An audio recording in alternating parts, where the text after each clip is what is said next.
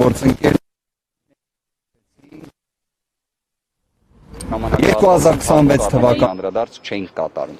Մեր կողմից ներկայացվել էր մի քանի դիմումներ կենտրոնական ընտրական հանձնաժողովին, թե ատելության խոսքի վերաբերյալ, թե վարչական ռեսուրսի չարաշահման վերաբերյալ։ Մենք դրանց հետ կապված ստացել էինք կենտրոնական ընտրական հանձնաժողովի մի կողմից անգործությունը, մի կողմից մերժումը։ Դրանք բոլորը բողոքարկվել էին վարչական դատարան եւ մենք ունենք նաեւ վարչական դատարանի վճիռներ, որոնցով այս խնդիրները արձանագրված են։ Այսինքն սա ոչ միայն մեր կողմից գնահատողական դատողություններն են, այլ սա նաեւ դատական ակտերով հստակ արձանագրված հանգամանքներ են։ Վերաքվեարկության անհրաժեշտության վերաբերյալ։ Կենտրոնական ընտրական հանձնաժողովը ընտրության արդյունքները անվավեր ճանաչելու, դիմումը քննարկելու ընթացքում պարտավոր է նաև անդրադարձ կատարի վերաքվեարկության հանգամանքին, որը նաև մենք ներկայացրել ենք մեր կողմից մուտքագրված այլևս դիմումի շրջանակներում։ Վերաքվեարկության հիմքերը շատ հստակ են։ Եթե անվավեր ճանաչված այդ ընտրական տեղամասերի արդյունքները ազդեցություն են գործում ընտրության արդյունքների վրա, ապա պարտադիր է այդտեղ վերաքվեարկության հանգամանքը։ Պարտավոր է կենտրոնական ընտրական հանձնաժողովը նշվածը կազմակերպել։ Ասեմ ավելին, այստեղ մեծ հարց է, արդյոք միայն այդ երկու ընտրական տեղամասերում, թե մի շարք այլ ընտրական տեղամասերում եւս։ Մեր կողմից ներկայացված ընտրության արդյունքների անվավեր ճանաչելու հիմքերի մեջ է նաեւ մի շատ կարևոր հանգամանք։ Հարգելի գործընկերներ, ընտրություններին մասնակցած մեր հայրենակիցներից 100,000-ի ձայները, 100,000 կլորացնում եմ գործընկերներ, ձայները ոչ թե անձնագրի պատշաճ կերպով աշխատանքի արդյունքում են ձևավորվել, այլ մասնագետի կողմից մուտքագրման եղանակով լրացնելու։ Սա արդյոք խնդիր է։ Այո, որովհետև կարգը այնպիսին է, որ անձնագիրը պետք է համապատասխան վերիֆիկացումը անցնելու պայմաններում պատշաճ լինի։ Եթե պատշաճ չի լինում, սա խնդիր է, թե ոչ, այո, խնդիր է։ Ծավալն էլ կազմում է շուրջ 100,000, որից 16-ից 17,000-ը այսպես կոչված, նաև հենց կենտրոնական ընտրական հանձնաժողովից էր այդ դիրքորոշումը, գաղտնի ցուցակներ կոչվածը, այսինքն զինծառայողների կողմից քվեարկություն։ Արդյոք այս վիճակագրական տվյալը եւս էական նշանակություն ունի, միանշանակ։ Կներեք ավարտեմ, 17,000 քվեաթերթիկ շուրջ անվավեր է ճանաչվել։ Կարող եմ ասել, թե ինչն է դրա պատճառը։ 2026 թվականի ապրիլ ամսին, երբ 24-ժամյա ռեժիմով ամեն կերպ փորձեցին զրկել ուժեղ Հայաստան կուսակցությունների դաշինքին Սամվել Կարապետյանի անունը եւ ազգանունը օգտագործելու հնարավորությունից, մեկ այլ փոփոխություն եւս արեցին, որը վերաբերում էր հենց անվավեր ճանաչելու, այսպես ասած, կառուցակարգին։ Դրա հետևանքը մենք տեսանք։ Հենց դրա համար է նույն Վենետիկի հանձնաժողովը այդքան միշտ պնդում, որ ընտրություններից շաբաթներ առաջ չի կարելի նման գործողություն անել։ Արեցին, հետևանքը 17,000 անվավեր քվեաթերթիկ։ Ես, գիտեք, դրան հեսա կանդրադառնանք, թե ինչ աստիճան տեխնիկական նաև հարցերն են, բայց փաստը նա է, որ նախորդող բոլոր ընտրություններին 4-ից 5,000 անվավեր քվեաթերթիկը այլևս վերածվել է 17,000-ի։ Մյուս հանգամանքը ՆԳՆ-ի ոստիկանության ծառայողների կողմից շուրջ 5,000 մեր հայրենակիցների դիմումները ընտրական տեղամասի փոփոխության վերաբերյալ մերժվել են։ Այս թվերի համակցությունը, որ հիմա դուք բոլորը դիտարկեք այն մթնոլորտի, այն չարամիտ մթնոլորտի պայմաններում, որտեղ նույնիսկ ԵԱԿ ժմիգի կողմից արձանագրվում է, որ վարչական ռեսուրսի չարաշահման դեպքեր եղել են, որ տարբերակված մոտեցում, ռեպրեսիվ քրեական հետապնդումներ եղել են, այս ամենի հետ մեկտեղ դուք պարզապես այլ հետևության, քան որ այս ընտրությունների արդյունքները պետք է անվավեր ճանաչվեն, դուք այլ հետևության չեք կա։ Կարծում եմ իշխանական ցանկացած ներկայացուցիչ այլ տարբերակ քան նման կարծիք հայտնելու չունի, որովհետև վերջիններիս միակ մոլուցքը դա իշխանություն մնալն է։ Բայց Հայաստանի Հանրապետության քաղաքացիները իրենց դիրքորոշումը արտահայտել են, քաղաքացիական պայմանագիր կուսակցությունը չի հաղթել այս ընտրություններում։ Իդեպ կներեք սա էլ արձանագրեմ։ Դուք գիտեք, սիրելի հայրենակիցներ, որ միջազգային փորձում առավել քան տարածված է, որ ընտրությունների արդյունքները ամփոփվում են, երբ որևէ մի ուժ ստանում է ընտրելու իրավունք ունեցող անձանց, ներկայացուցիչների, իշխանության կրողների 50%-ից ավելի ձայն։ Հիմա օրինակ եվրոպական երկրների ներկայացուցիչներ, որոնք այս ժամանակահատվածում ես նկատել եմ հեռախոսազրույց են ունեցել Նիկոլ Փաշինյանի հետ, ինձ շատ հետաքրքիր կլիներ դրա մանրամասները իմանալ։ Այսինքն այնտեղ խոսում են, ասում են, դե դուք 49% ես հավաքել, բայց ձայների փոշիացում կա, դրա հաշվին շնորհավորում եմ, որ ընտրվել ես։ Հասկանում եք, սա ամենը խոսում է նրա մասին, որ հայ հասարակությունը իր գնահատականը տվել է եւ նաեւ շատ հստակ էլ արձանագրեմ, մեր դիրքորոշումը հետեւյալն է։ Քաղաքացիական պայմանագիր կուսակցության կողմից ըստ Կենտրոնական ընտրական հանձնաժողովի կողմից հրապարակված թվերի տվյալները չեն համապատասխանում իրականությանը։ Վարդանային ինչ ընդհանրությունները ինչ ժամկետում պիտի Չհաղթանակի դեմ իրականացնելու ենք բոլոր միջոցները, դրանցից մեկը առնվազն այսօր իրականացրեցինք։ Իհարկե իրավական։ Անվավեր ճանաչված ընտրատեղամասերի ժամկետներում պետք է քննի։ Դիմումը քննվելու է առաջիկա կիրակի օրը, երբ ընտրության արդյունքների ամփոփումը տեղի կունենա։ Դրանից առաջ, ամփոփումից առաջ։ Այո, բայց նույն օրը։ Այդ երկու տեղամասերը, որտեղ որ անվավեր ճանաչվեց, դրանցից մեկում դուք եք հենց դիմել, ճիշտ է վերահաշվարկի համար։ 35-65-ի մասին է խոսքը, այդտեղ նաև վստահված անձանցից, հենց ուժեղ Հայաստան կուսակցությունների դաշինքի վստահված անձանցից մեկը արձանագրում դրա վերաբերյալ կատարել է։ Պահանջ վերահաշվարկի եւ ստացվում է, որ ԿՀ-ն իրականացրել է ձեր այդ պահանջը, ճիշտ է։ Մեր կողմից ներկայացված պահանջը չի վերաբերում տեխնիկական, պարզապես անվավեր ճանաչելու։ Եթե նշվածը մեր կողմից խնդիրն էր արձանագրվել, իդեպ մենք առանձին դիմում անվավեր ճանաչելու պահանջով չենք ներկայացրել։ Իդեպ իմ գործընկերը Տիկին Մելոյանը մեկ այլ ընտրատեղամասի վերաբերյալ է հենց նման պահանջ ներկայացրել, որի վերաբերյալ մինչ օրս ընթացք չկա։ Կարող եմ հարցնել, ինչի է այդ տարբերակված մոտեցումը։ Կարող եմ հարցնել, որ իրականում Կենտրոնական ընտրական հանձնաժողովը վերահաշվարկը կատարելու շրջանակներում նկատել է, թե արդեն որոշակի ինչ պատկեր է փոփոխվում ընտրական գործընթացի դասավորվածության տեսանկյունից, թիրախավորելով կոնկրետ մեկ քաղաքական ուժի, ամեն կերպ փորձելով, որ վերջիններս չհաղթահարեն անցողիկ շեմը, նման որոշում կայացրեց։ Իդեպ կարող եմ ասել, որ կրկին, եթե օրինակ Տիկին Մելոյանի կողմից ներկայացված դիմումը քննության առարկա դառնար, այն որևէ ընտրական գործընթացի վրա ազդեցություն էական չեր ունենա, այլ արդ ԿՊ-ի ձայների վրա ազդեցություն կունենար, բայց իրենք հենց միգուցե նաև դրանով են կաշկանդված, ինչև է։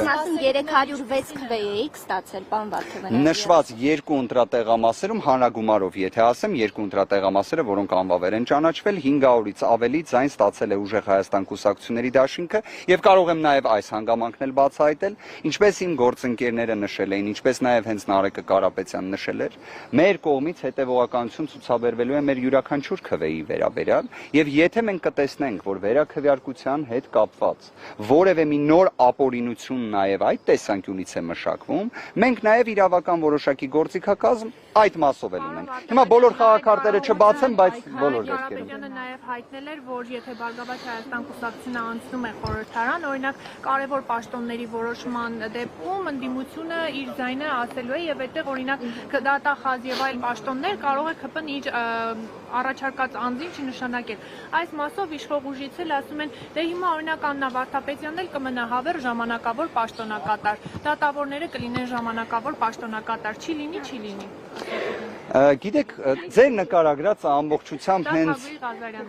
իդեպ դա հենց ամբողջությամբ տեղավորվում է ժողովրդավարության սկզբունքի նկատմամբ ծաղրի տիրույթում։ Եթե դա է այն իրավական մշակույթը, որը պետք է Հայաստանում ձևավորվի, դրա դեմ էլ որոշակի գործողություններ կան։ Իդեպ հենց համանadrական։ Այն մասով, որ Հանրապետություն կուսակցությունը դիմել էր ԿՀ, որպեսզի ձեր գրանցումը անվավեր ճանաչեն։ Եթե դուք դիմեք ՍԴ, մտավախություն չունեք, որ կարող է իրականում այդ Հանրապետության կուսակցության դիմումը իրագործվի, այսինքն ձեր մասնակցությունը անվավեր ճանաչվի։ Այսինքն այն մամուլի քաղվածքները, մամուլի հրապարակումների քաղվածներից պետքա մտահոգվենք, հա, ձեր պատկերացմամբ։ Ավելին ասեմ, ես խոստացել էի, որ ձեր մի հարցին պետք է անդրադառնայի, Կենտրոնական ընտրական հանձնաժողովի նախագահը արձագանքելով իմ կողմից ներկայացված դիմումին, որ անմեղության կանխավարկածը սահմանադրությամբ Հայաստանի Հանրապետության, որը դեռ չի փոխվել, էլի, այդ սահմանադրության մեջ անմեղության կանխավարկածը գրված է, հստակ երաշխավորել է, որ անմեղության կանխավարկածը պետք է հարգվի։ Կենտրոնական ընտրական հանձնաժողովը ելնելով իմ կողմից ներկայացված դիմումից եւ այն արհեստական շարժումներից, որոնք տեղի էին ունենում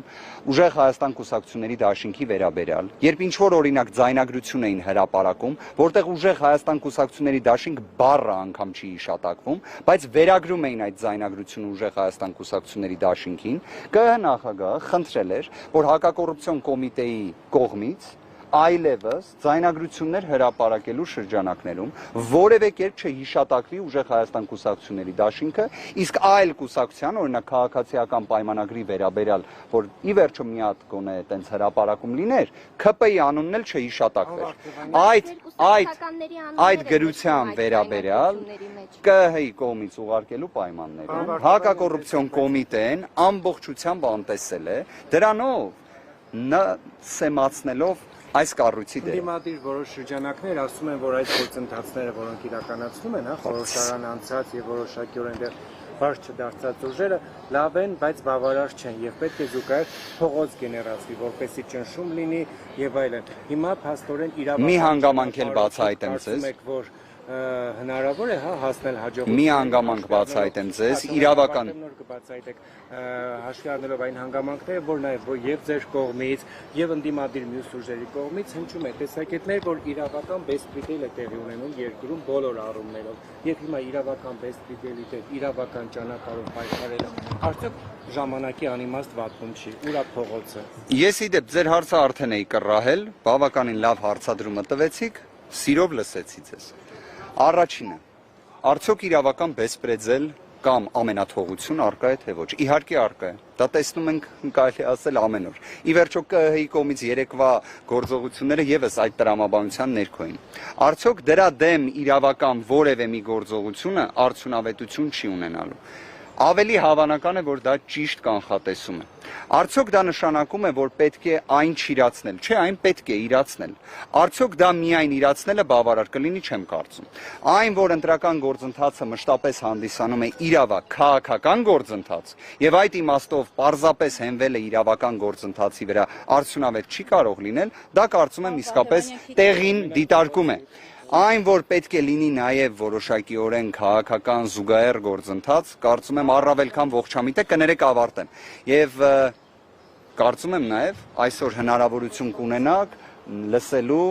ուժեղ Հայաստան կուսակցությունների դաշինքի առաջնորդ Սամվել Կարապետյանի նաև դիրքորոշումը, ով հիշեցման կարգով արդեն 1 տարի է, ինչ գտնվում է կալանքի պայմաններում եւ այդ պայմաններում էլ մենք ընտրություններ ենք ունեցել։ Պարոն Ծառուկյանը քիչ առաջ հայտարարություն է արել, ասելով, որ սկսում են քաղաքական կոնսուլտացիաներ քաղաքական ուժերի հետ միասնական օրակարգի եւ քայլերի մշակման համար։ Դուք համաձայն եք, որ պետք է միասնական օրակարգ մշակեք ԲՀԿ-ի հետ եւ միասնական քայլեր։ Կարծում եմ առաջիկայում կլինեն նաև քաղաքական հստակ հայտարարություններ նշված հարցի վերաբերյալ։ Ես կցանկանամ հիմա եւս առիթը օգտագործելով արձանագրել մեկ հանգամանք։ Հայաստանի Հանրապետությունում 2026 թվականի հունիսի 7-ին տեղի են ունեցել խորհրդարանական ընտրություններ։ Քաղաքացիական պայմանագիր կուսակցությունը չի հաղթել այդ ընտրություններում։ Հայաստանի Հանրապետության քաղաքացիները չեն տվել իրենց այն վստահության քվեն, որը իրենք պատկերացնում էին, որ պետք է ստանան։ Միաժամանակ էլ ասեմ այն ինչքան ձայնը ստացել են միջազգային փորձում մի շարք երկրներում բավարար է լինելու արձանագրելու համար միայն մեկ հանգամանք, որ պետք է տեղի ունենա ընտրությունների երկրորդ փուլ, բայց մյուս հանգամանքն էլ եմ ուզում նշել, որ այն արտահայտությունը, որը իրեն թույլ է տվել Նիկոլ Փաշինյանը երեկ, դա մեղմ ասած խայտառակություն է։ Երբ քո քաղաքական հակառակորդ հանդիսացող ուժերը ստանում են այդ աստիճան մեծ ծավալի ձայներ, որը կես միլիոնից ավելի ձայն է հանդիսանում, այդ ընտրողների նկատմամբ պետք է դրսևորես բացառապես հարգանք։ Մեր կողմից նույն իրենց ձայն տված մեր հայրենակիցների վերաբերյալ որևէ մի բացասական գնահատական որևէ մի իրավիճակում չի տրվել եւ չի տրվելու։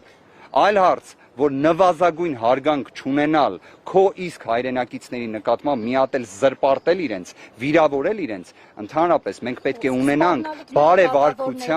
բարեվարքության կանոններ, որը դե իհարկե այս իշխանություններից երբեք հնարավոր չէ ակնկալել։ Եթե 50, եթե այդ 700,000-ից ավելի ձայնի հետ կապված, ես ձեզ մեկ անգամ եւս էլ պնդումս կկատարեմ 100,000-ից ավելի ձայների հետ կապված, ինձ տվեք սպառիչ պատասխաններ։ Օրինակ, ինչի համար է ստացվում, որ այդ աստիճան շատ մենք ունենում ենք անվավեր քվեաթերթիկներ, որի պատճառահետևանքային կապը տեսնում ենք։ Ինչի 80,000-ի շուրջ 80,000 մեր հայրենակիցների անձնագրերը չեն աշխատում։ Համառորեն տենց կարելի ասել վճռականորեն այդ խնդիրը առկա է լինում։ Ինչով է այս ամենը պայմանավորված։ Հիմա կներեք, եթե այս իմ ասած պնդումները որոշակիորեն հաստատված լինեին, նույնիսկ իրենց ձայների փոշիացման շնորհիվ կառավարություն ձևավորելու իբրև հնարավորությունն էլ առկա չէր լինելու։ Կներեք, հարգելի գործընկերներ, մեկ հարց էլի, ընտրությունների ժամանակ բազմաթիվ կառուսելի դեպքեր արձանագրվեցին։ Դուք ձեր դիմում այդ փաստ արձանագրել եք, բազմաթիվ։ Ոչ թե նման ձևակերպում ենք արձանագրել, մենք արձանագրել ենք ընտրական տեղամասերում այն ակնհայտ խախտման դեպքերը, նույնիսկ դուք տեսել եք ոնց է քաղաքացիական պայմանագրի ներկայացուցիչները ֆիզիկական ներգործություն են իրացնում։ Ասենք մենք տեսել ենք, որ ընտրատեղամասերից մեկից եկել են ուժեղ Հայաստան կուսակցությունների դաշինքի վստահված անձին ֆիզիկական ուժ գործադրելով ձերբակալել են, հաջորդ օրը ազատ են արձակել։ Հիմա դուք ինձ կասեք այդ ընտրատեղամասում ձայները ինչ պետք է լինեին։ Լավ, ի վերջո Արարատի մարզում։ Պարոն Վարդանյան, ասում եք այդ ձայնագրություններում ուժեղ Հայաստանի անուն չի հնչում, բայց բազմաթիվ կուսակցականների անուն են հնչում։ Հիմա կներեք, էլի, օրինակ Ղազենյան Դավիթի վերաբերյալ ձայնագրությունը դուք լսել եք։ Հիմա ստացվում է օրինակ ներողություն, էլի։ Հիմա եթե մեր երկու գործընկերները իրար հետ խոսալուց ձեր անունը տան, հիմա պետք է արդեն դրա համար գանձես մեղադրեն, կառաջադրեն։ Հիմա օրինակ, եթե մի ձայնագրություն հրապարակվի, որտեղ Նիկոլ Փաշինյանի անունն են տալի, ասում են օրինակ Նիկոլ Փաշինյանը կամ չգիտեմ մեկ այլ անձ, այսինչ գործողություններն է անում, մենք էլ լսանք, բան սենց եւ այլն, հիմա պետք է գնան մեղադրանք առաջադրեն։ Մանյան, իդեպ Դանիել Իոնիսյանը հենց այդ դրվագին անդրադարձել է, որ հանդիմել է հակակոռուպցիոն կոմիտե, նշում է, որ ԿՀ-ն ուզում էր հանրությունը չիմանա, թե որ ուժերի համար է ընտրակաշառք բաժանվում, եւ նշել է նաեւ, որ ԿՀ-ն կամ պետք է արմատապես փոխվի կամ էլ դադարի գոյություն ունենալ։ Պատկերացնում եք ուրեմն ինչ աստիճան ճիշտ գործողություն է արել նույնիսկ ՔՊ հիմնադիր ժամանակին հանդես եկած Վահագն Հովակիմյանը, որ Դանիել Իոնիսյանը այդ աստիճան զայրացել է։ Ու պատկերացնում եք, մենք խոսում ենք իրավապաշտպանի մասին, ով պետք է անաչառ դիրքերից հանդես գա, ու որ թեմայի շուրջ է այսպիսի գնահատական տալի։ Նման գնահատական նույն անձը չի տալիս օրինակ, երբ Նիկոլ Փաշինյանի ատելության խոսքը տարածվում է ամբողջ հանրապետությունով եւ ԿՀ-ն պատասխանատվության միջոց չի կիրառում եւ մենք ստիպված վարչական դատարան ենք դիմում։ Բայց ինչա որ Վահագն Հովակիմյանի կողմից պատշաճ մի հազվադեպ դեպքեր միշտ էլ լինում են։ Գրություն է հասցեագրվել, պահանջ է հասցեագրվել, դա մեծ մի զայրույթ է առաջացրել։ Իդեպ ես առաջարկում եմ նշված իրավապաշտպանին թող այ հենց հիմա իր գործողությունները սկսի, ընտրության արդյունքներն անվավեր կճանաչվեն։ Ամենաշատը ինչն է ազդել ընտրությունների վերջնական արդյունքների վրա, վարչական ռեսուրսը ինչ է ամենակարևոր գործոնը։ Շատ լավ, միաժամանակյա մի քանի գործոն։ Վարչական ռեսուրսի չարաշահում, քրեական հետապնդումները եւ քրեադատավարական գործիքակազմը որպես զենք օգտագործել է եւ միջամտել է դրանով ընտրական գործընթացին, երբ որ պատկերացնեք բազմաթիվ անձանց նկատմամբ կիրառվել են ամենաինտենսիվ խափանման միջոցների, միջնորդությունների ներկայացումը եւ այլն, դրանց մի մեծ մասն էլ մերժվել է, բայց բացասական հետևանքը մնացել է։ Մարդկանց մեջ վախի մթնոլորտի տոտալ տարածումը եւ իհարկե նաեւ քվեարկության օրը տեղի ունեցած մի շարք խնդիրները։ Ես այսպես կարձանագրեի, որ այս բոլորը միաժամանակյա իրենց առկայություն ունեն։ Իսկ վարչական ռեսուրսի չարաշահման մեջ խնդրում եմ դիտարկել նաեւ որ օրինակ 2026 թվականի փետրվարի 7-ին հաջորդած ժամանակահատվածում Հայաստանում նույն անձինք, որոնք մասնակցել են որպես падգամավորի թեկնածու ընտրություններին, իրականացնում են կենսաթոշակային բարեփոխում ապրիլ ամսին, որը իրենց ողջ քարոզարշավի ընթացքում օգտագործել են։ Ողջ քարոզարշավի ընթացքում, եթե նկատել եք, Նիկոլ Փաշինյանը հարցնում էր մարդկանց. «Բա լավ է, չէ՞ որ կենսաթոշակը բարձրացել է»։ Եթե սա ընտրակաշառքը չի, այլ ձևով իրացվող, իդեպ նաև հենց նույն ընտրակաշառքի հետ կապված, եթե մեր Հայաստանի Հանրապետության իրավապահ մարմինների անկախության երաշխիքները լինեին բարձր, կարծում եմ ձայնագրությունները կլինեին լրիվ այլ ուժերի վերաբերյալ։ Շնորհակալ եմ գործընկերներ, ձեզ լավ օր, Աստված պահապան։